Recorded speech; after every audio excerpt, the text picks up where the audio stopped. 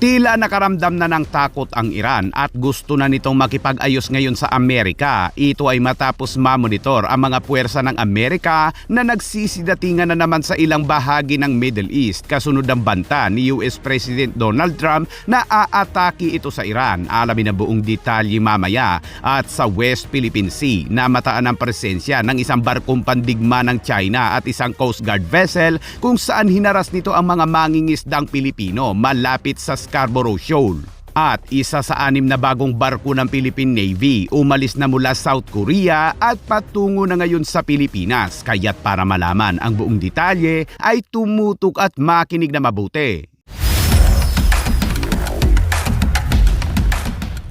Sa patuloy na protesta sa Iran upang pabagsakin ang rehimeng Khamenei ay umabot na sa libo-libong sibilyan ang nasawi at libo-libo din ang ikinulong. Nagbanta ang Amerika sa Iran noong linggo na makikialam ito gamit ang puwersang militar dahil umano sa pagpatay sa mga nagpoprotesta, pero agad na tumugon ang Iran at sinabing gaganti ito at tatargetin ng mga military base ng Amerika. Ngunit ilang araw ang nakalipas ay tila nakaramdam na ng takot ang Iran kung saan inihayag ni US President Donald Trump na tinatawagan siya ng mga pinuno ng Iran at gusto umanong makipag-ayos. Pero kahapon ay muling nag-post si Trump at hinimok ang mamamayang Iranian na ituloy lang ang protesta dahil kinansila din niya ang mga pulong at paparating na rin umano ang tulong.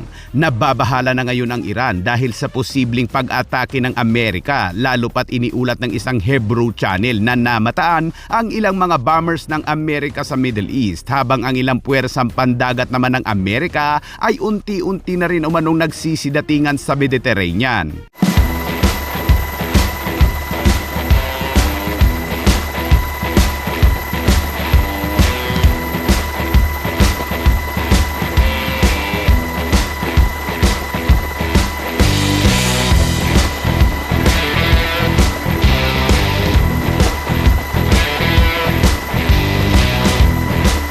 Ang mga nagpoprotestang Persian sa Iran o totoong mamamayang Iranian ay nagtatanggal na ngayon ng mga hijab dahil ang tunay umanong Persian ay hindi naman talaga gumagamit nito. Mula kasi nang sakupin ng Islam ang Iran at pinatalsik ang mga hari ng bansa ay pinalitan ang watawat at pinagsuot ng mga hijab ang babae. Maraming bansa ang nakatingin o nakaabang ngayon sa posibleng pag-atake ng Amerika sa Iran. Hindi rin malaman kung dudukutin din ba ng Amerika si Khamenei o isasama ito sa pagwasak ng ilang bahagi ng Iran. Kaya't abangan natin yung mga kabayan. At sa update naman sa patuloy na tensyon sa West Philippine Sea, iniulat ng Philippine Coast Guard na habang ang bangkang pangisda ng mga Pilipino ay patungo sa pangisdaan nito sa kanluran ng Baho de Masinloc, ay isang barko ng People's Liberation Army Navy na may numerong 621 at isang barko ng China Coast Guard na may numero namang 23521 ang humarang sa daanan ng bangkang pangisda ng mga Pilipino na sa 16 nautical miles timog silangan ng Shoal sa Baho de Masinloc.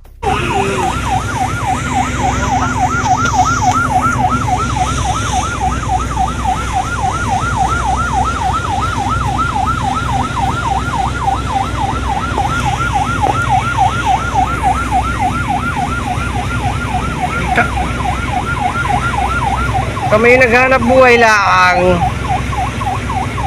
Bakit ganoon?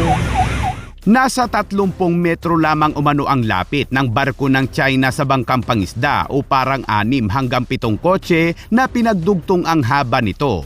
Kaya't nagpalit ng direksyon ang bangkang pangisda patungong timog silangan upang iwasan sana ang barko ng China, ngunit sinusundan pa rin umano sila ng barko ng China Coast Guard. Agad na tumugon naman ang multi-role response vessel ng Philippine Coast Guard na BRP Cape San Agustin at doon ay sumakay ang kapitan ng bangkang pangisda sa barko ng Philippine Coast Guard at nagbigay ng kompletong salaysay ng mga agresibong maniobra ng barko ng China.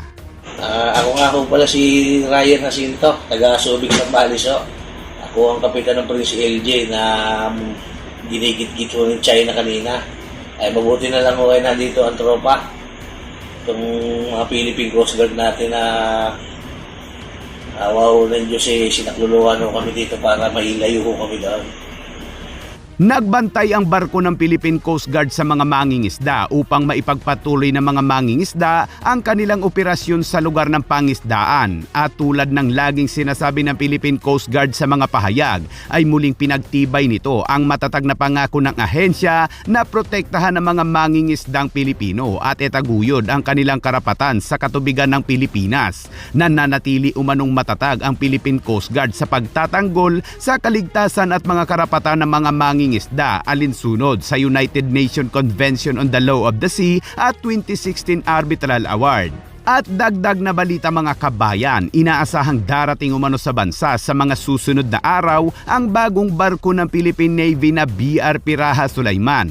Sa isang post ay makikita ang barko na paalis na mula South Korea at may watawat na ito ng Pilipinas. Ang BRP Raha Sulaiman ay isa sa 6 na offshore patrol vessels na inorder ng Pilipinas sa South Korea sa ilalim ng revised AFP Modernization Program Horizon 2.